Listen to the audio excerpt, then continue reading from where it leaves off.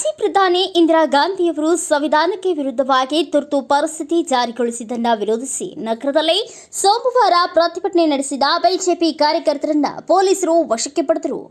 ಶಾಸಕ ಅಭಯ್ ಪಾಟೀಲ್ ನೇತೃತ್ವದಲ್ಲಿ ಪ್ರತಿಭಟನಾ ಮೆರವಣಿಗೆ ಕೈಗೊಂಡ ಬಿಜೆಪಿ ಮಹಾನಗರ ಮತ್ತು ಗ್ರಾಮೀಣ ಘಟಕದ ಕಾರ್ಯಕರ್ತರು ಕೇಂದ್ರೀಯ ಬಸ್ ನಿಲ್ದಾಣದ ಬಳಿ ಪ್ರವಾಸಿ ಮಂದಿರದಿಂದ ಕಾಂಗ್ರೆಸ್ ಭವನಕ್ಕೆ ಭಿತ್ತಿ ಚಿತ್ರ ಅಂಟಿಸಲು ಹೊರಟಿದ್ರು. ಮಾರ್ಗ ಮಧ್ಯದಲ್ಲಿಯೇ ಪೊಲೀಸರು ಅವರನ್ನ ತಡೆದರು. ಆಗ ಪರಸ್ಪರ ಮಧ್ಯೆ ನೂಕಾಟ, ತಳ್ಳಾಟ ನಡೆಯಿತು. ಅಭಯ್ ಪಾಟೀಲ್ ತಮ್ಮ ಸ್ವಾರ್ಥಕ್ಕಾಗಿ ನ್ಯಾಯಾಲಯದ ಆದೇಶ ಧಿಕ್ಕರಿಸಿ ತುರ್ತು ಪರಿಸ್ಥಿತಿ ಹೇರಿದ ಕಾಂಗ್ರೆಸ್ ಇಂದು ಸಂವಿಧಾನದ ಪಾಠ ಮಾಡುತ್ತಿದೆ. ಮೊದಲು ಸಂವಿಧಾನವನ್ನ ಗಾಳಿಗೆ ತೂರಿ ಸಾಕಷ್ಟು ಜನರನ್ನ ಜೈಲಿಗಟ್ಟಿದ ಹಿಟ್ಲರ್ ಶಾಹಿ ಸರ್ಕಾರ ಇದಾಗಿದೆ. ತುರ್ತು ಪರಿಸ್ಥಿತಿ ಹೇರಿದ್ದಕ್ಕೆ ಕಾಂಗ್ರೆಸ್ ನಾಯಕರಾದ ರಾಹುಲ್ ಗಾಂಧಿ, ಮಲ್ಲಿಕಾರ್ಜುನ್ ಖರ್ಗೆ ಮೊದಲು ಕ್ಷಮೆ ಕೇಳಿದೆ, ನಂತರ ಸಂವಿಧಾನ ಉಳಿಸುವ ಬಗ್ಗೆ ಮಾತನಾಡಲಿ ಎಂದು ಒತ್ತಾಯಿಸಿದರು. ಗಾಳಿಗೆ ತೂರಿ ತಮ್ಮ ಸ್ವಾರ್ಥಕ್ಕಾಗಿ ವೋಟ್ ನಿರ್ಣಯವನ್ನು ಧಿಕ್ಕರಿಸಿ ತುರ್ತು ಪರಿಸ್ಥಿತಿ ಹೇರಿದಂತಹ ಕಾಂಗ್ರೆಸ್ ಇವತ್ತು ಸಂವಿಧಾನ ಬಗ್ಗೆ ಬುದ್ಧಿ ಹೇಳೋದು. ಮೊದಲು ಸಂವಿಧಾನವನ್ನು ಗಾಳಿಗೆ ತೋರಿ ತಮಗೆ ಬೇಕಾಬಿಟ್ಟಿಯಾಗಿ ಉಪಯೋಗ ಮಾಡಿಕೊಂಡು ಸುಮಾರು 1,40,000 ಜನರನ್ನು ಜೈಲಿಗಟ್ಟಿ ಸಾವಿರಾರು ಜನರ ಜೈಲಿನಲ್ಲಿ ಸಹಿಯುವಂಗೆ ಮಾಡಿ ಕಗ್ಗೋಲೆ ಮಾಡಿದಂತಹ ಹಿಟ್ಲರ್ ಶಾಹಿ ಸರ್ಕಾರ ಯಾವ್ದು ಅಂತಂದ್ರೆ ಪಕ್ಷ ಇತ್ತಂದ್ರೆ ಅದು ಕಾಂಗ್ರೆಸ್ ಪಕ್ಷ.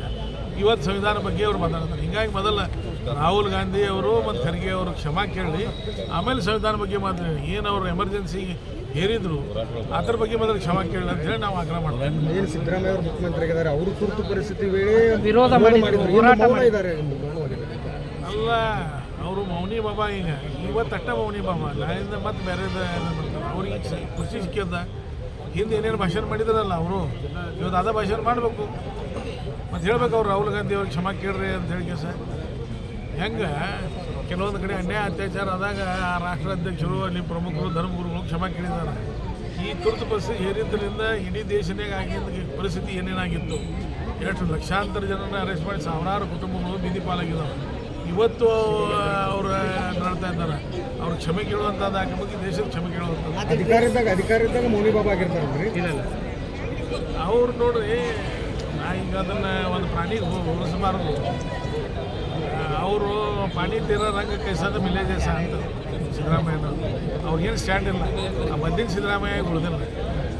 ಏನು 15 ವರ್ಷ ಹಿಂದಿದ್ರು ಕಾಂಗ್ರೆಸ್ ಹೋದ ನಂತರ ಅವರು ಕಾಂಗ್ರೆಸ್ ಸಿದ್ದರಾಮಯ್ಯ ಆಗಿದ್ದಾರೆ. ಸಂವಿಧಾನ ವಿರೋಧ ಅಂತ ಮತ್ತು ಇವತ್ತು ಮಾತಾಡಲಿಲ್ಲ ಸಂವಿಧಾನ ಬಗ್ಗೆ. 77ರ ಬಗ್ಗೆ ಏನು ಕಾಂಗ್ರೆಸ್ನ ನೀತಿಯನ್ನು ಖಂಡಿಸಿದ್ರು, ಇವತ್ತು ಮುಖ್ಯಮಂತ್ರಿಯಾಗಿ ಖಂಡಿಸಲಿ. ಇವತ್ತು ನಾವು ಅವ್ರಿಗೆ ಸಲ್ಯೂಟ್ ಹೊಡಿತೀವಿ.